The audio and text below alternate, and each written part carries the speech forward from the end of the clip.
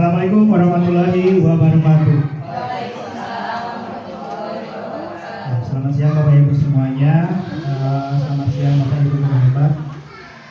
Alhamdulillah hari ini kita dapat kembali. Ya, di sini izinkan saya Acep Muharram dari CGP Angkatan 11 ingin berbagi dengan Bapak Ibu semuanya yang hadir di sini, khususnya untuk warga sekolah di SDN Sukareja Sumedang, tentang menyebarkan dan penerapan pemahaman budaya positif.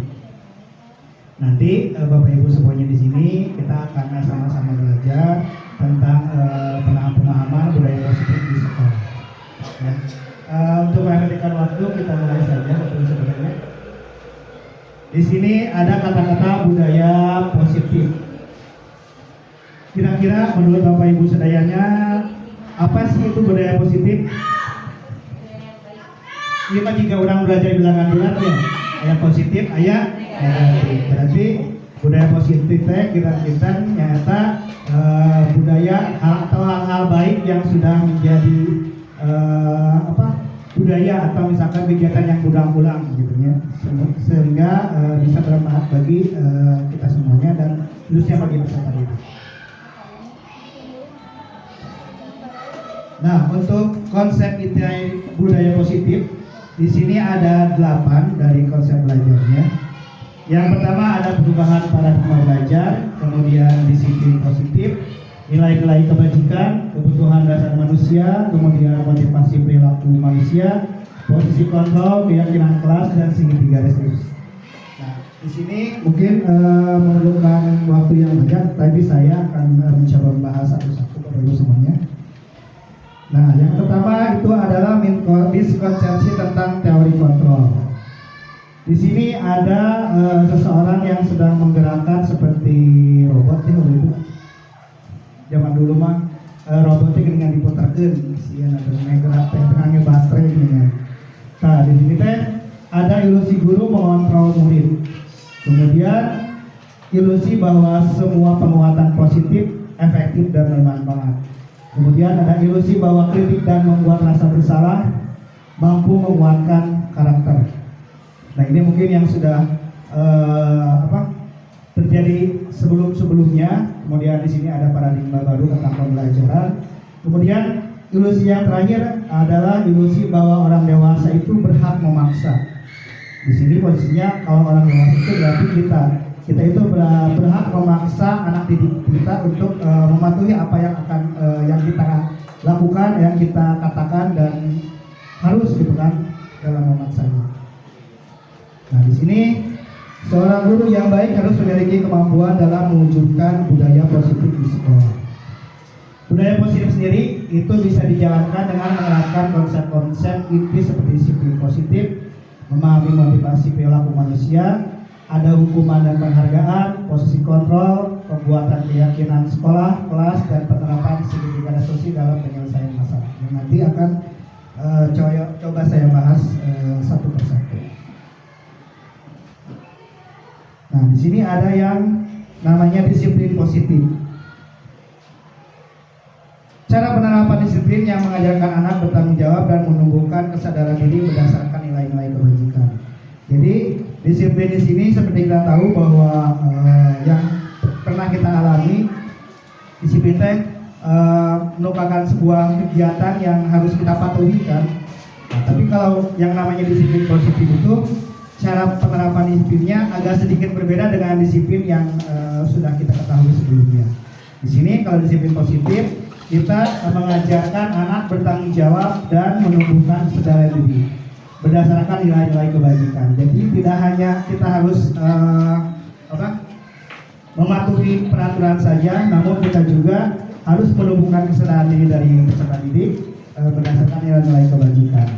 Kemudian disiplin positif di sini lebih ke arah disiplin diri yang mengontrol diri dalam segala tindakan.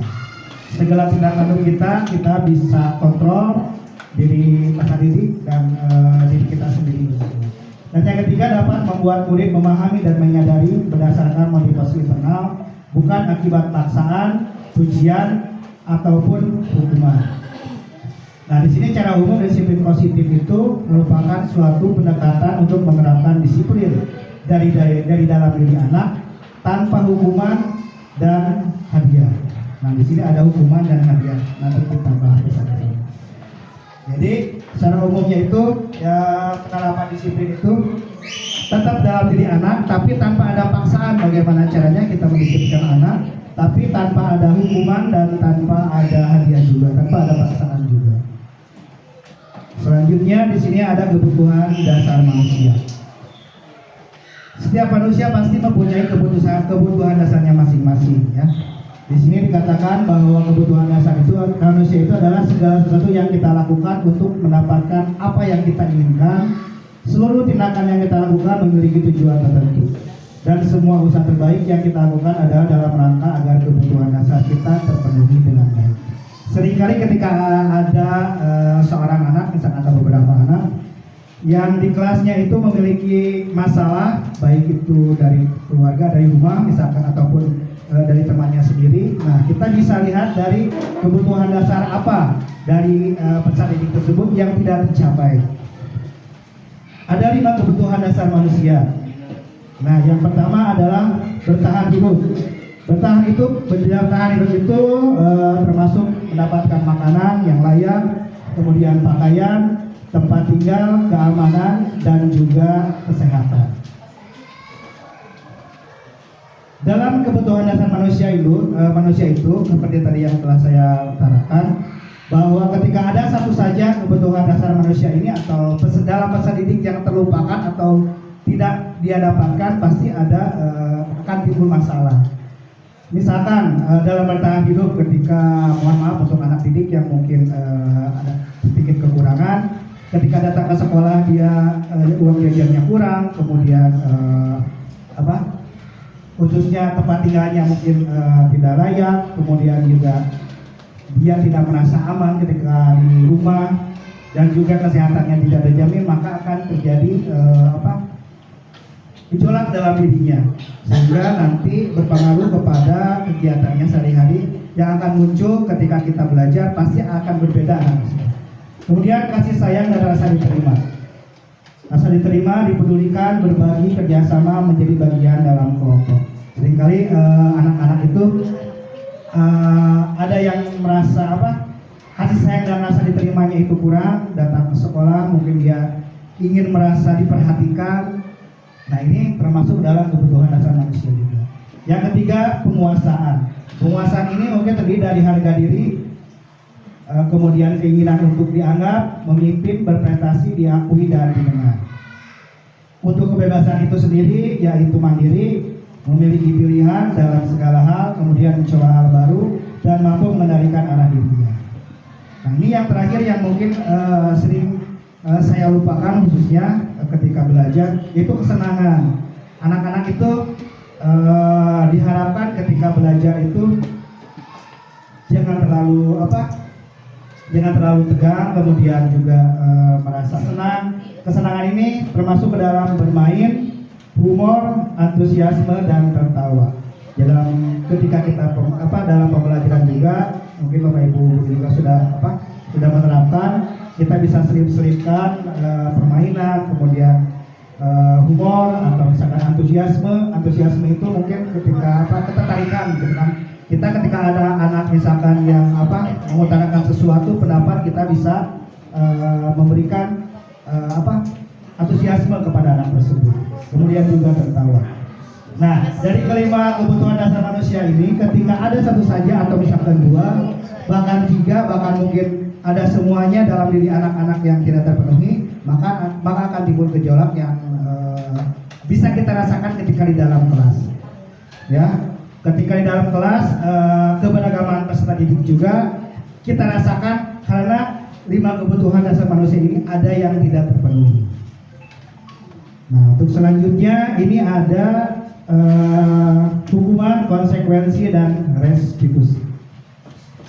Untuk pembelajaran atau paradigma di masa sekarang itu, mungkin kita sudah melaksanakan atau kita sudah tahu bahwa hukuman itu ternyata tidak cocok untuk generasi yang sekarang. Berbeda dengan generasi pada saat saya pribadi mungkinnya ketika bersekolah tahun 90-an, tahun 2000-an, hukuman fisik bahkan psikis itu terasa lumrah gitu ya Bu ya, biasalah dilakukan oleh guru untuk mendisiplinkan peserta didik. Namun pada masa sekarang ternyata hukuman itu sangat dihindarkan dan kita juga ada undang-undangnya. Tetapi itu juga menjadi bumerang untuk kita sebagai seorang guru.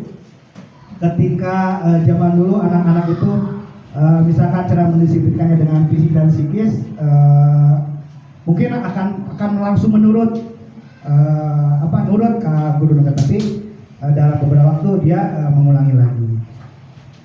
Nah, untuk hukuman itu juga seperti tadi saya katakan bisa menjadi bumerang. Kalau sekarang mah kalau zaman dulu ketika misalkan ada anak yang dihukum oleh orang tua, oleh gurunya di sekolah, dia sasadu ke orang tuanya di rumah, aku misalkan dipukul, misalkan aku diciwin, iya kan, kalau kan ditambah dicarekan mau gitu ya mah, aku udah misalkan misalnya gitu. Tapi kalau sekarang ketika ada anak sedikit saja yang ada hukuman fisik dan psikis diciwin atau naon, datang orang tuanya ke sekolah.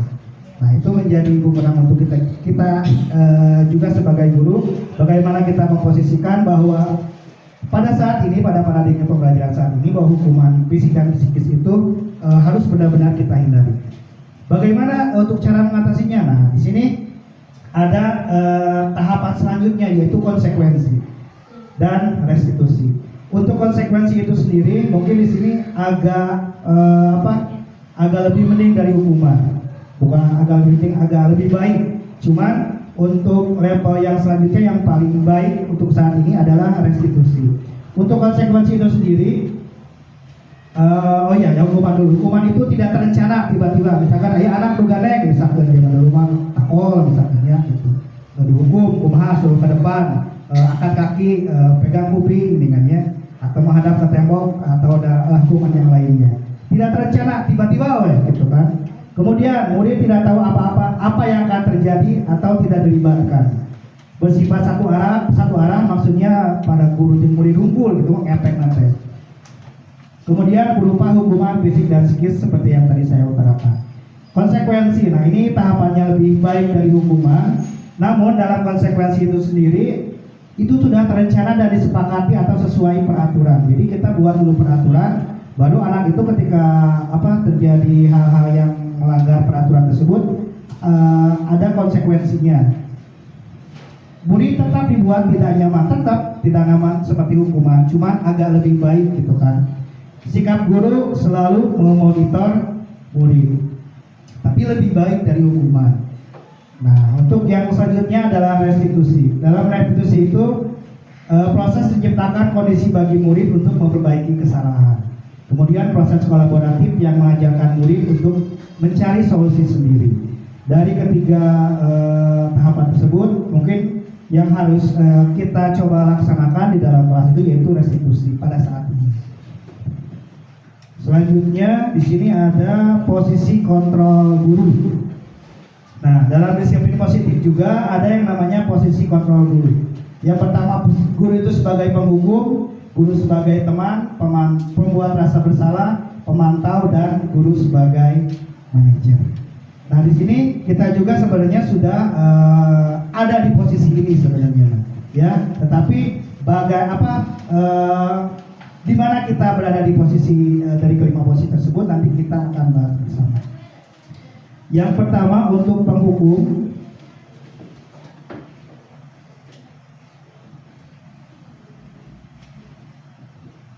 Di sini kalau penghukum tekan-tekan.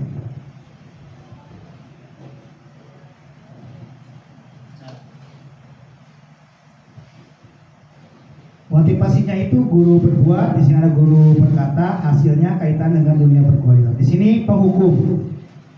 Posisi kontrol guru sebagai penghukum. Contohnya yang guru perbuat menghardik atau menunjuk-nunjuk, menyakiti, kemudian menyindir.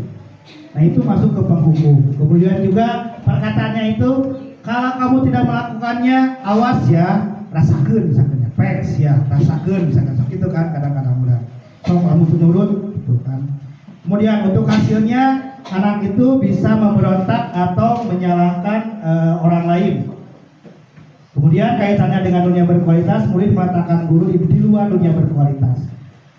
Untuk muridnya sendiri berkata, biarkan saja, nanti juga marah-marah lagi.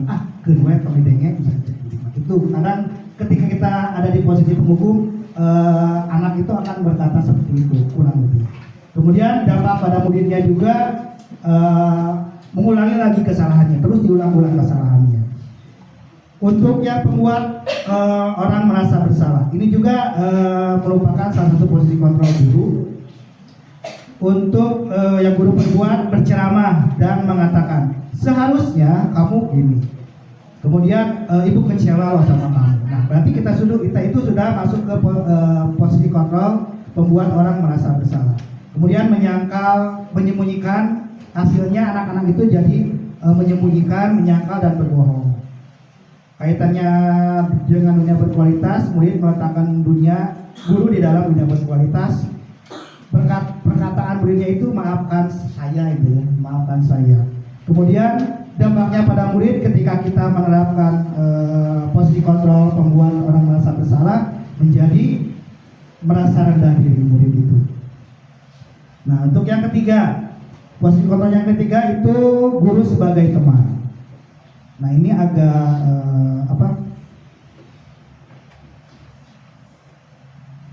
kegiatan yang mungkin telah kita lakukan juga, guru sebagai teman. Kemudian untuk perbuatan gurunya membuat alasan-alasan untuk muridnya, perkataannya itu ayolah lakukan demi ibu. Jadi ini lebih ke pendekatan personal kepada murid bahwa menganggap bahwa murid itu sebagai teman. Tapi untuk hasilnya itu murid jadi ketergantungan. Kemudian murid juga meletakkan guru sebagai orang yang sangat penting di dunia berkualitas. Tapi tetap kalau kita jaraknya posisi kontrolnya itu terlalu dominan untuk posisi kontrol sebagai teman, anak itu pasti akan ketergantungan. Saya pikir perkataan anaknya, saya pikir bapak ibu atau teman saya ternyata begitu. Dampaknya itu kepada peserta didik lemah, tidak menerima diri dan tergantung.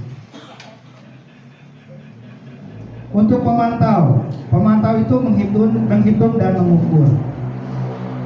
Untuk perkataan gurunya, apa peraturannya? Jadi seakan-akan guru itu memantau sikap-sikap dari muridnya. Kemudian menyesuaikan diri bila diawasi. Murid juga meletakkan guru peraturan dan hukum dunia berkualitas. Nah, ini perkataannya, berapa banyak bintang yang saya harus peroleh, berapa halaman yang harus saya tulis. Menitik beratkan pada sanksi atau hadiah untuk diri. Ini dampaknya untuk murid itu sendiri. Dan yang terakhir, sebagai manajer mengajukan pertanyaan-pertanyaan, kemudian juga perkataan gurunya, apa yang kita yakini, apa yang bisa kau kerjakan untuk memperbaiki masalah ini. Kemudian menguatkan diri pribadi, perkataan murid juga meletakkan dirinya sebagai individu yang positif dalam dunia berkualitas. Perkataan murid, bagaimana caranya saya bisa memperbaiki keadaan. Dan yang terakhir, dampaknya tentu saja bisa mengevaluasi diri dan bagaimana caranya untuk memperbaiki diri.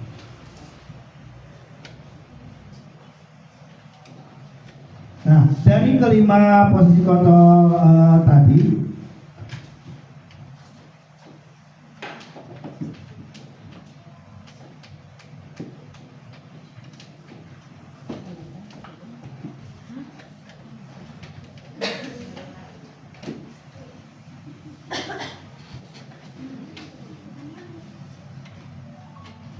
posisi kontrol guru yang sangat yang paling baik mungkin ya dari kelima posisi kontrol tadi, yaitu posisi kontrol guru sebagai manajer.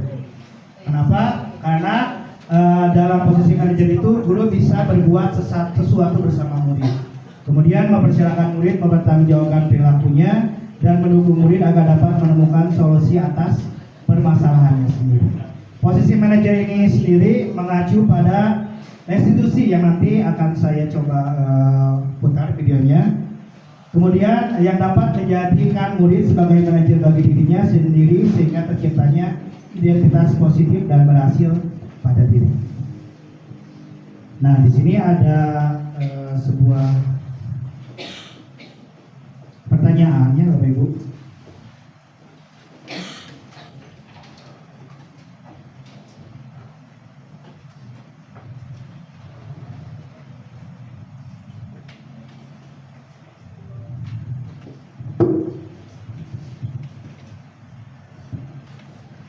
Boleh minta bantuannya Bapak Ibu. Saya minta 5 orang dari Bapak Ibu semuanya, kayak wihannya.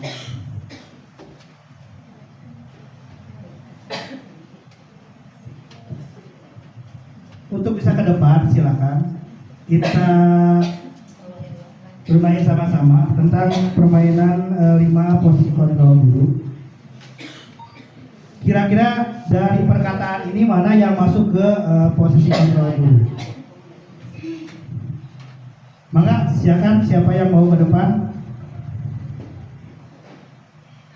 Nah, yang mana? A, B, C atau D? Silakan diklik aja Bapak Ibu. Siapa yang mau ke depan? Maka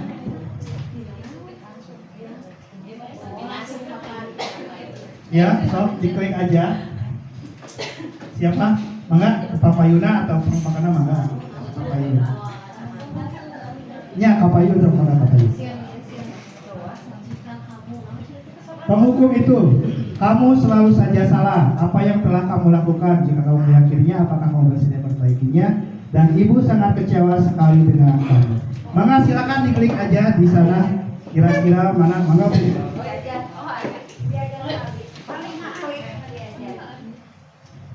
Mana Bu? Klik Bu cara Bu.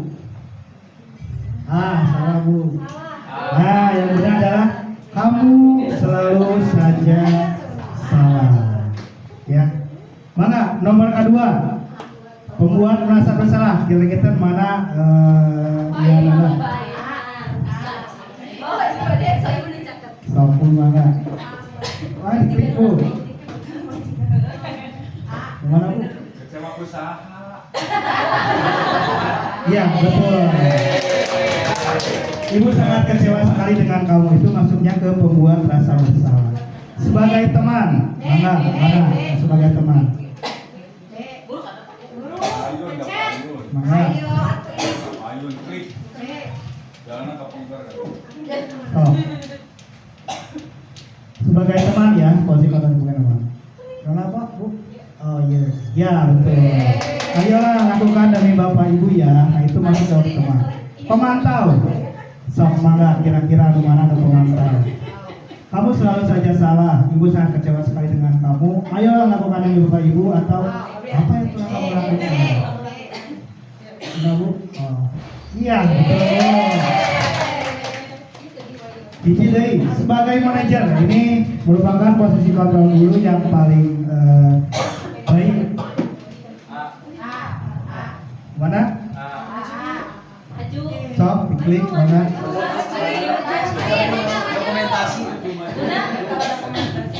Sok mana? Sebagai manajer itu menjadi posisi kontrol dulu yang paling baik ya, karena kita bisa menggali lebih dalam. Kira-kira mana yang harus kita laksanakan? Iya, sebagai manajer game control.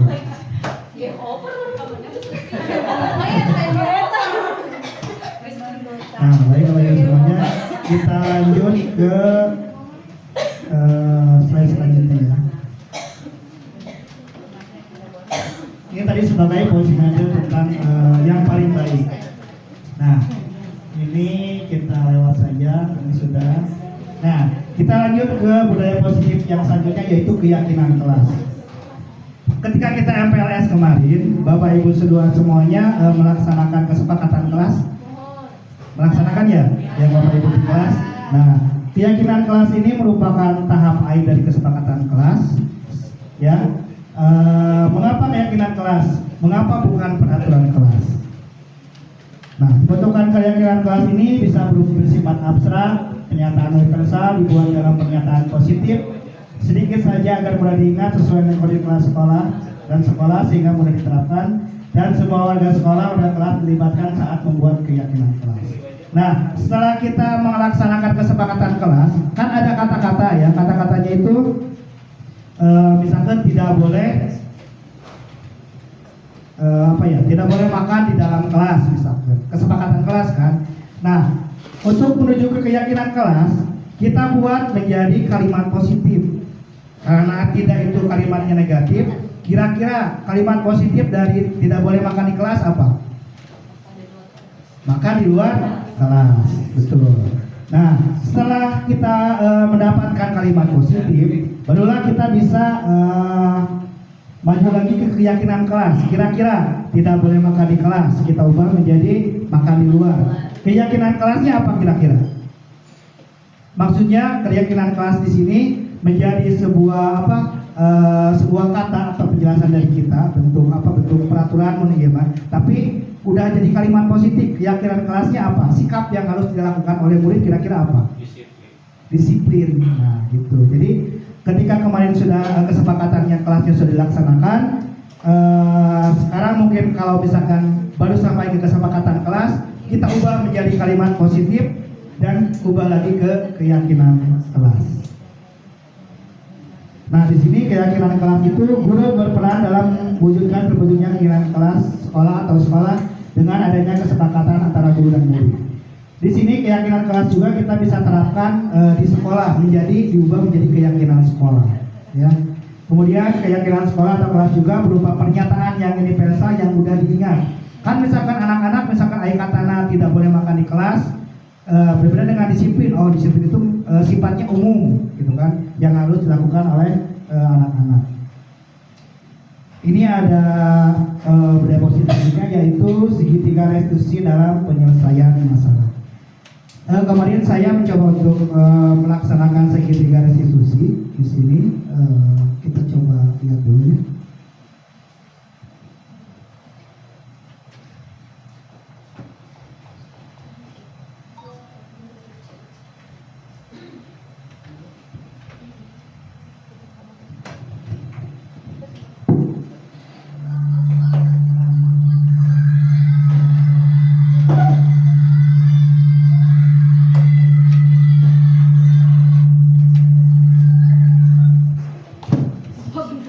Di sini saya mencoba penerapan pada peserta didik, pada anak-anak.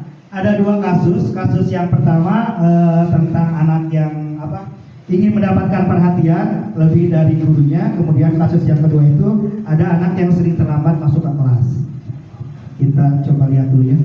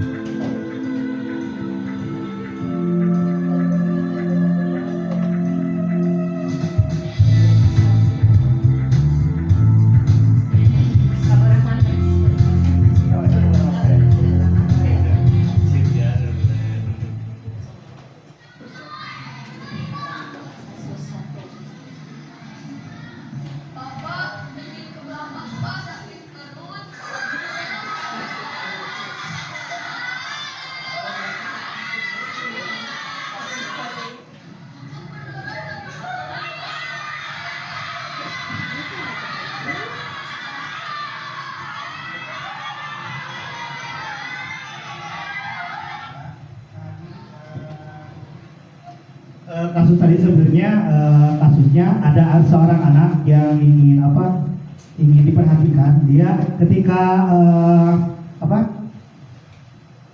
diperhatikan oleh anak lain yang lain, jadi dia itu berbohong kepada ibu gurunya bahwa dia sakit perut, tapi ente ayah disini nunggu gitu kan. Jadi dia seolah-olah menjadi badut lah, ketika anak-anak yang lain tertawa, dia merasa senang gitu kan. Padahal dia berbohong sakit perut ya. Mun ieu mah hayang kapangkar, hayang papang tapi nggak bohong mun ieu mah. Ada di kita ya. Di kita ya pasti ada. Ya, tiga itu pura-pura ke belakang. Ya. Tapi Bapak yakin bahwa itu punya alasan di balik. Ya. Bahwa kita sebagai manusia itu pasti punya salah. Nah, tahap pertama dari segitiga restitusi yaitu menstabilkan identitas. Kita kita utarakan dulu atau kita gali dulu identitas peserta didik bahwa apa yang dia lakukan kita coba gali apakah benar atau tidaknya gitu kan ya. Tapi benar nggak tadi yang kita katakan? Benar nggak? Benar ya. Tadi Ega bikin Toyota kaidah, tapi game Toyotanya itu berkali-kali benar? Benar. Oke. Bapak ingin kita cari solusi ya. Saya ada laporan, artinya Ega keluar masuk, anak-anak saya pada ketawa kita keluar, ya. Tidak ada manusia yang semua kita ketawa, ya. Kita pasti pernah melakukan kesalahan. Nah, sekarang Bapak mau nanya dulu, tindakan Ega tadi benar nggak? Benar, kata Ega. Nah, tahap kedua yaitu validasi tindakan yang salah. Kita tanya kepada peserta didik kita. Apa yang telah mereka lakukan salah nggak misalkan gitu kan perkataannya. Tapi dia senang nggak melakukan itu? Enggak. Nah, tapi kalau menurut Bapak ya, Ega itu nggak salah. Kenapa nggak salah? Karena tadi Ega pura-pura Ega jujur nggak tadi? Jujur.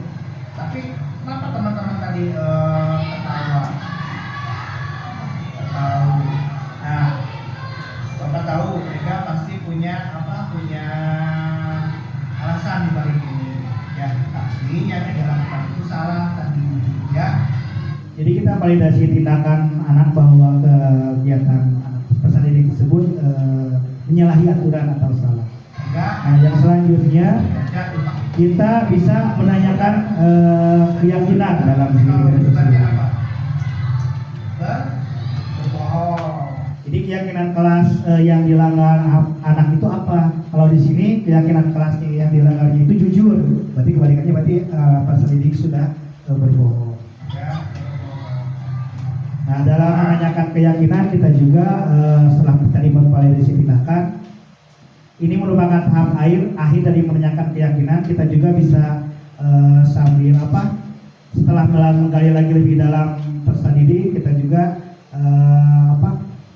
menerapkan atau memberitahu bahwa tindakannya salah dan keyakinan yang sudah dilanggarnya itu mungkin tadi adalah kejujuran.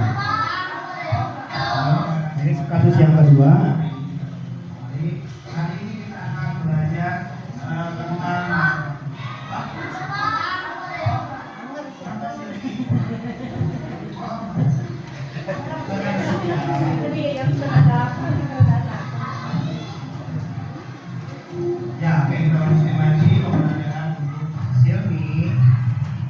untuk kasus yang kedua ini emang benar-benar terjadi dan emang Silmi itu selalu kesiangan. Bahkan ketika kapenaku Abi pas pelajaran agama, Abi pernah karegol jam 8 sampai kadir tuh.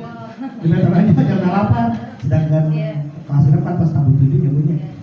Ya kan Abi tadi ditanyakan identitasnya, ternyata emang Silmi setelah ditanyakan identitas kemudian validasi tindakan, dia juga menyadari bahwa dia salah, terlambat. Ternyata terlambatnya itu karena kita dibabakan wae, gak dibabakan wae. Jadi aya masana Silmi teh di Cimalaka gitu kan. Adik Cimalaka ka dieu macet, macet kata jam 7 gitu. Pasti macet. Ini sama saja, yang pertama menanyakan identitas, kemudian juga memvalidasi tindakan yang salah, dan yang terakhir tadi ada menanyakan keyakinan yang dilanggar. Silmi di sini disiplin gitu kan, seperti itu.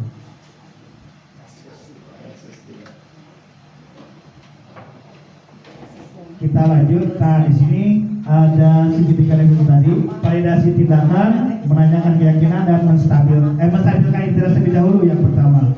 Kemudian validasi tindakan yang salah, dan yang terakhir menanyakan keyakinan. Ini ada kata-katanya dalam menstabilkan identitas. Ini bisa kita terapkan dalam kelas. Tapi ketika anak mempunyai salah, usahakan jangan di depan teman-temannya, jadi dipanggil, kita ngobrol secara personal pribadi. Jadi anak itu lebih terbuka kepada kita. Untuk menstabilkan identitas kita bisa bertanya, berbuat salah itu wajar. Tadi saya coba katakan tidak ada manusia yang sempurna. Setiap orang pasti pernah melakukan kesalahan. Nah, kemudian untuk validasi tindakan salah, kamu pasti punya alasan mengapa melakukan hal itu. Kamu patut bangga karena telah melindungi sesuatu yang penting buat kamu dan lain sebagainya. Dan yang terakhir menanyakan keyakinan. Tadi nilai apa yang telah dilanggar gitu kan ya. Yang terakhirnya kamu ingin menjadi orang yang seperti apa.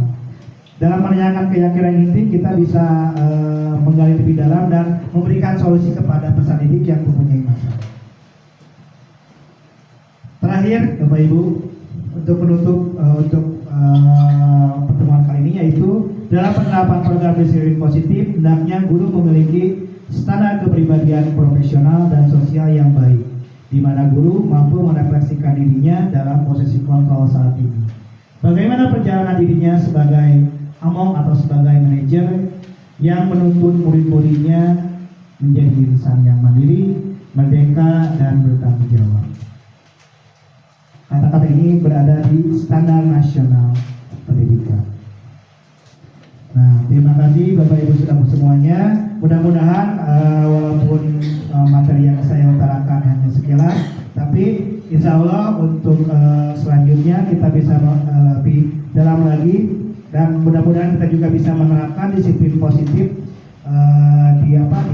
atau budaya positif di lingkungan sekolah kita semuanya.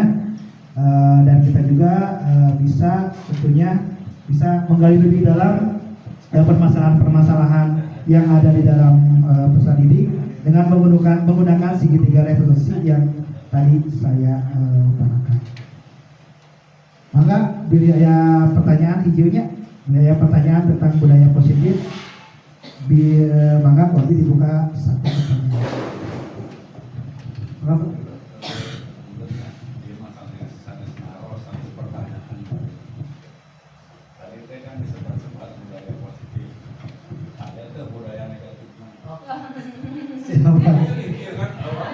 bicara positif namanya negatif harus dihindari, yang positif harus dilakukan. Jadi orang bicara positif, tapi ada kan menghindari yang negatif berarti yang negatif. Ya tapi saya ya kan orangnya dewasa positif namanya, kan yang negatif itu mana sudah dilakukan. Atau pertanyaannya panginten leres pisan. Usaha ayah budaya positif pasti ayah oke budaya negatif. Itu artinya banyak. Nah, panggilan salah sawiosna tadi tentang hukuman teh apa? Eta teh diatawisna lebet karena budaya negatif teman-teman. Kedah urang robi sami-sami tadi hukuman kanu konsekuensi lah panginten ieu mah tahap selanjutnya mah yang saya nama kanu restitusi anu memberi ieu ke. Nah, contohnya anu budaya negatif teh salah sawiosna eta mah hukuman teh ya. Da panginten eta teh ayeuna mah kalebatan pas budaya negatif anu kedah urang ditebihkeun lah pami kanggo maksudna kanggo pembelajaran ayeuna. Itu panggil apa? Ya. Kata-katanya panggilan budaya positif mah katanya harus seperti ini. Nah, itu tergantung dari kata-katanya. Bang negatif kata-katanya. Ayeuna teh melengkapi. Dasar bahasanya teh anu di luar manusia gitu. Akhirnya jadi bayangna kasadayana tadi dari dinya disebutkeun.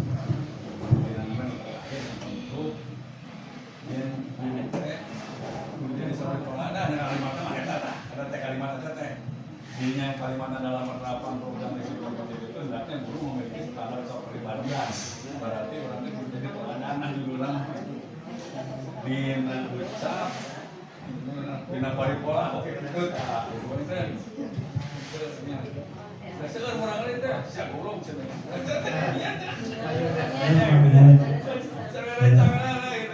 Yang kedua disebut sia, yang disebut goblok. Pan goblok teh pan teh kadang jadi teh anu disebut goblok teh teh kadang. Jangan Boleh lah, bisa. kata mah kasadaran itu saling ngakutan. Boleh semua. Orang mau ringan-ringan we lah, nu tadi di tengah cocok pernah gitu. Coba untuk perbaiki. Nah, itu dua mah nggak saya lah. Ngan dia mah anu sudah diperbaiki. Anu hal yang kecil, hal yang bisa saya alih. Ada sepakat. Ada dong. Panitia. Kapayeuna mah pamitan urang teh pami ditinggal-tinggal mah keyakinan kelas mah tos pamitan bade menuju aya mung keyakinan sekolah pamintanya atau seperti tadi tak acan aya model aya kata-kata di luar sekolah insyaallah pamitan kapayeunanya banyak urang yukeun kata-kata positif mun pamitan diritis pamitan di luar urang iya deui kata-kata anu positif anu mudah-mudahan biasa meresap anu pesan didik oge pemerintah. Baik Bapak Ibu guru hebat semuanya, alhamdulillah untuk pemaparan dari saya cukup sekian tentang budaya positif. Nanti insya Allah untuk kedepannya kita akan bertemu kembali dalam materi yang lebih baik dan lebih bagus lagi. Akhir kata saya mohon maaf bila ada salah kata dari saya sendiri. Saya tutup dengan ucapan hamdalah. Tutup dengan ucapan wassalamualaikum warahmatullahi wabarakatuh. Ada satu momen yang saya oh iya semua. Iya sudah jadi itu pernah. Tentu saja mawatan